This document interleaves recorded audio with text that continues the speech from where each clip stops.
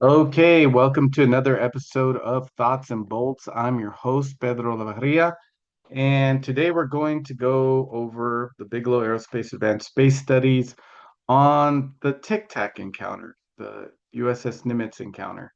Now, just so you know, this document leaked recently online. George Knapp, who's an Emmy Award-winning journalist from Las Vegas, has vouched for the authenticity of this leak.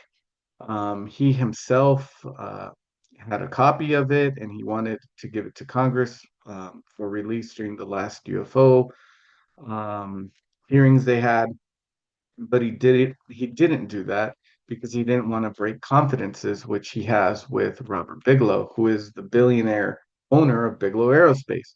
Um, OSAP was a classified Pentagon UFO program. So it was the Department of Defense UFO program. It was classified.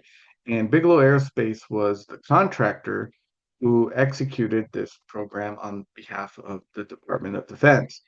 Um, and this is one of the reports on the famous Tic Tac encounter. Now, this report is more than 100 pages long, so obviously, I'm not going to go through all of it. Um, there are parts of it which I think are very interesting. They have nothing to do with the Tic Tac. They have a huge section on spheres, on orbs, because that is a major UFO shape. But we'll get into that in later. But let's just go into what I want to focus on today.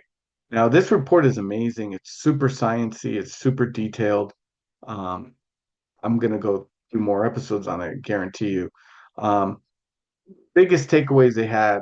First of all, I think it's interesting that they called um, it an anomalous aerial vehicle. They didn't say UFO. They didn't say UAP, unidentified aerial phenomena. No, they called it an anomalous aerial vehicle. They were sure this thing was a machine, an air vehicle of some kind, and it is anomalous. Okay. It was not American or from any other foreign nation. Okay, it did not have any visible control surfaces and no visible means of generating lift. Okay, it can cloak or become invisible. And I mean, it's just weird. Okay, and again, they have a lot of information, a lot of stuff they did with the information they have. Now, this is what interests me. Okay, because the common parlance with regards to this UFO is the tic tac, right? It says it on the report, right? They called it the tic tac. They named it after the candy, right? But what's interesting to me is that this wasn't the only way to describe the UFO. Um, According to Commander Fravor himself, the object shape was like an elongated egg or a tic tac, okay? An elongated egg. This term appears twice in the report. Um, the FA-18s intercepted, they had visual contact approximately 1 mile away from the AAV, which was reported to be, quote, an elongated egg or a tic-tac shape. Now, this for me is very, very relevant because when you say it's an elongated egg, you are putting it within a larger family of UFOs. Okay, so what do I mean by this? If you look at Project Sign, which was an Air Force UFO study that was done in 1949, okay, as I've said in other episodes, the most common UFO reported around this time in U.S. airspace was a sphere. Okay, the second most common was a disc. Okay, but the third most common was an oval. Okay. Oval means egg. Okay. So the third most common UFO type, according to Project Sign in 1949, was an egg, an oval. If you look at the Brazilian Air Force's 2001 study, which was based on 50 years of data, okay, more than 50 years of data, okay, more than 600 cases, okay. The third most common UFO type in Brazil was an oval. Again, an egg. Okay. So again, the most common, circular, right? Again, the most common in the United States, sphere, back in 1949. Okay. But the third most common in the United States in 1949 was an egg, an oval. And in Brazil, for more than 50 years, okay, formerly secret Air Force report from the Brazilian Air Force, the most common third most common UFO type was an oval. Okay. So the tic-tac, this elongated egg, is not new. Okay. This is old. Okay. If you go back to this book by Jacques Vallée and Paola Harris, where they study the San Antonio UFO crash, where the witnesses who were children at the time, but who are now old men, well, one of them is an old man, the other one passed away. But in the one who passed away, Remy Baca wrote about this in the 90s. Okay, so this event happened in 1945. He wrote a book on in the 90s. But you know, the other witness, Jose Padilla, is still alive. He described what they saw as an avocado. Okay, an avocado the size of a small truck. And of course, you have the Lonnie Zamora case and the Valenzuela case, both of which left traces on the ground, okay, as did the avocado, Jose Padilla. But these are all eggs, or at least an avocado and two eggs, right?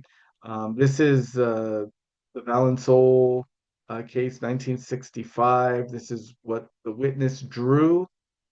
This is what he said landed in his lavender field. And again, it left burn marks on the lavender field and indentations where the craft is said to have landed. Again, the Lonnie Zamora case, it's described as an egg shaped. Okay. To your left, you can see the kind of the news story. You can pause it and read it if you like.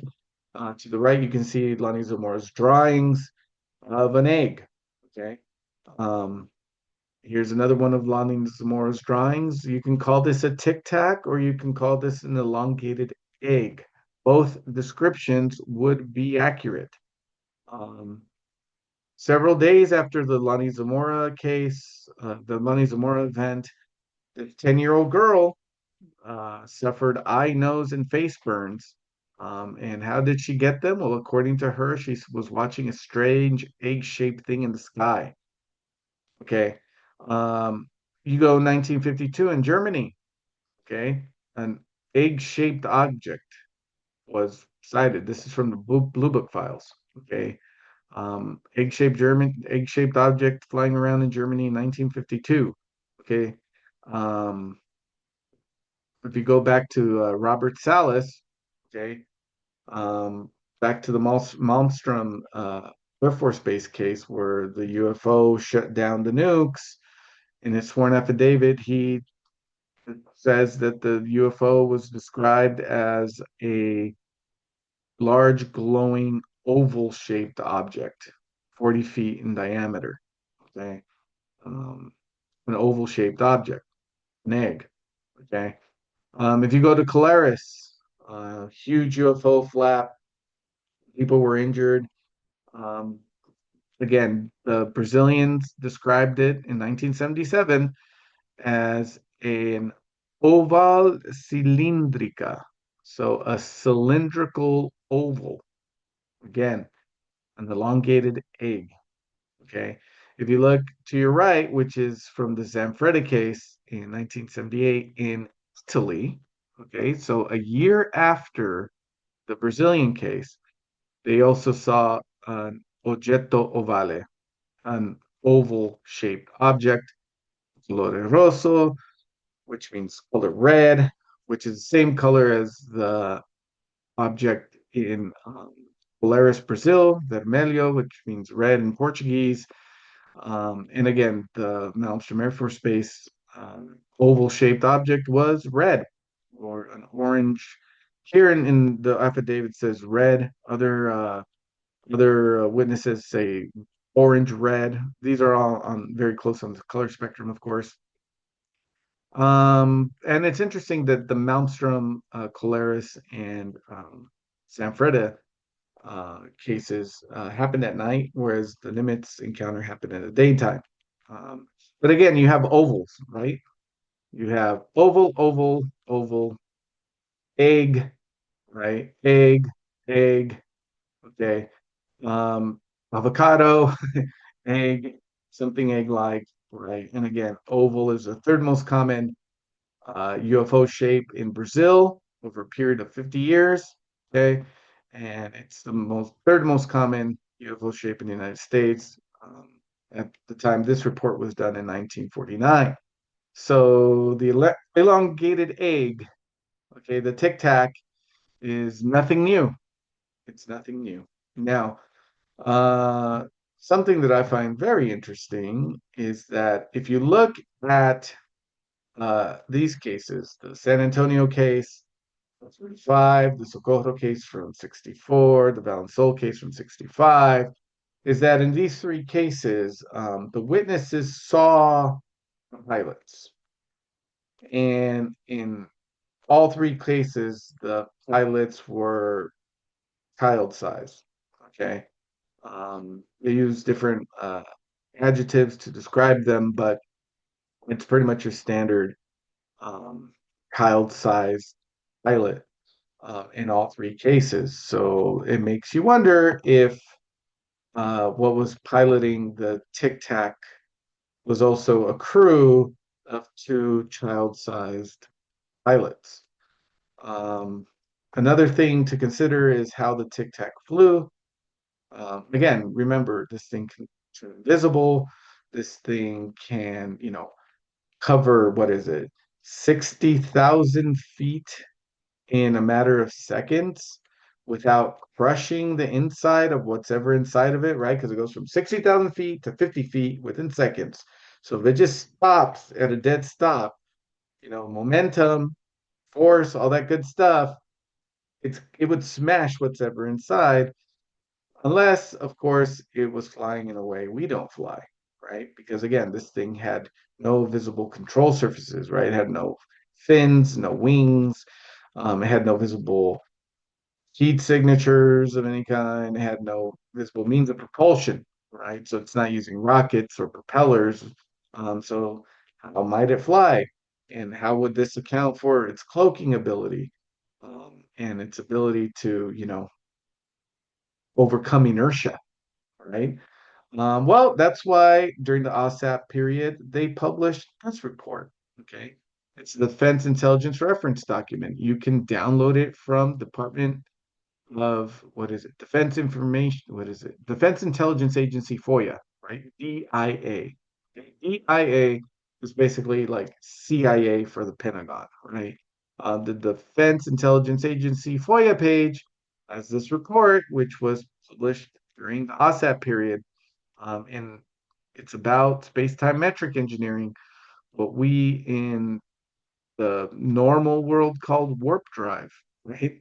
Um, and that would basically explain, okay, this is one way to get all of those observed performances from the Tic Tac, right?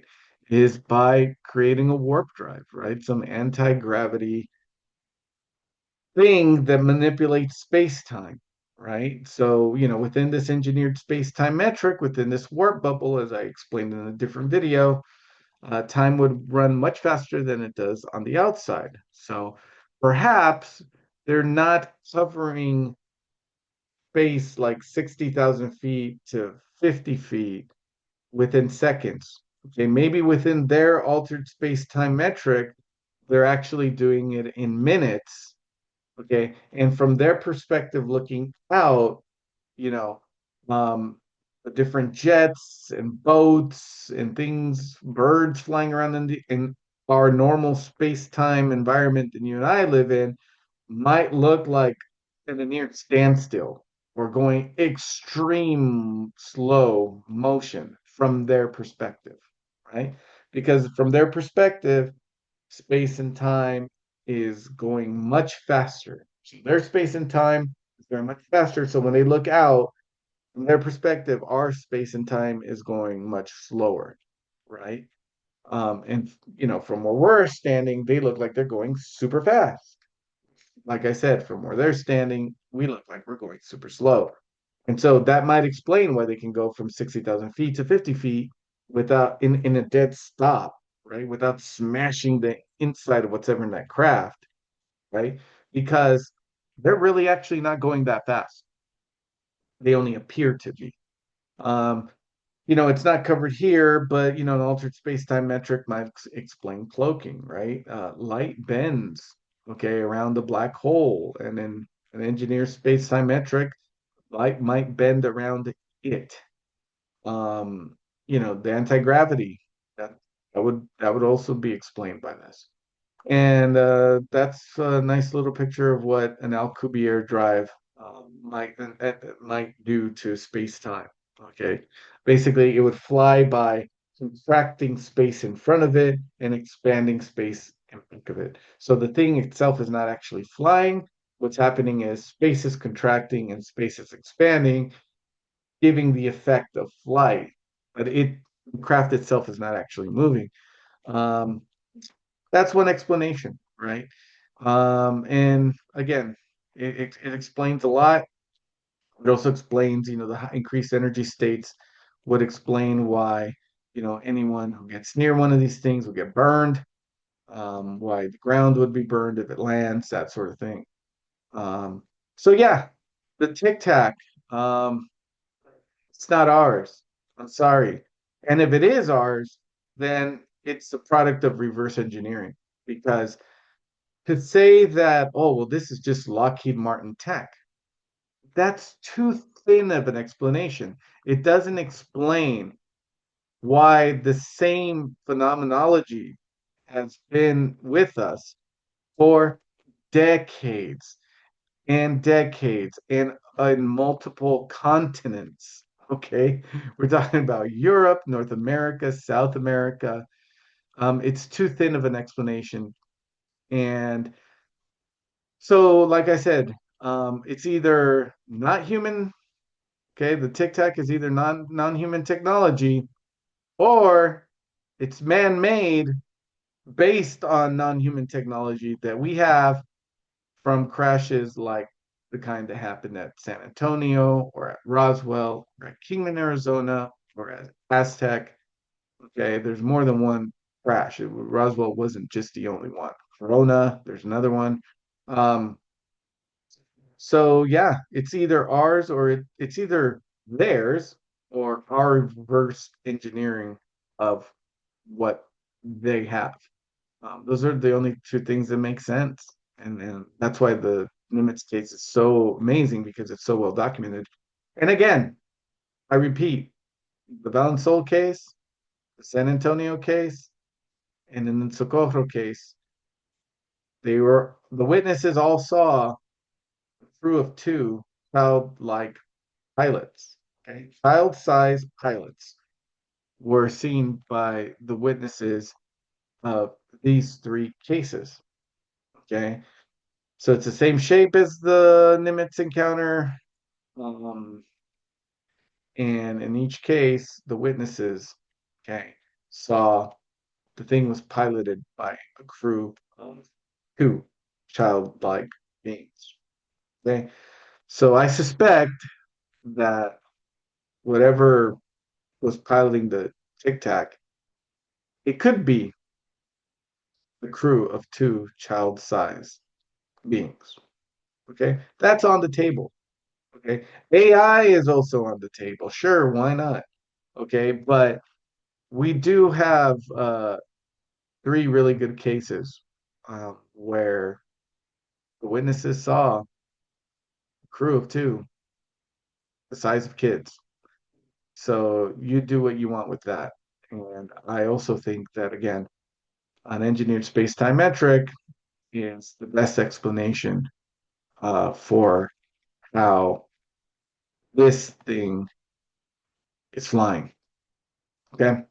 So Tic Tac, it's not ours. But I would like it to be because I live in Japan and Russia and China and North Korea are right next door. So if we have a crash tic-tac somewhere and we reversed engineer it, hallelujah. I hope that's true. I don't think it is, but I hope it is. So with that, I'm going to leave you with what I always leave you with, and that is my hope that you look inward more than you look upward. When I say look inward, I don't mean daydream or reminisce about good times or bad times. I don't mean daydream about the next video game you're going to play or the next movie you're going to see. Um, I mean, learn to meditate. If you learn to meditate, you will be a psychonaut, right? You will understand more about consciousness. And in so doing, you'll understand more about the UFO phenomenon than by reading any UFO book that's out there. And I mean it. So, with that, I wish you good night and Godspeed.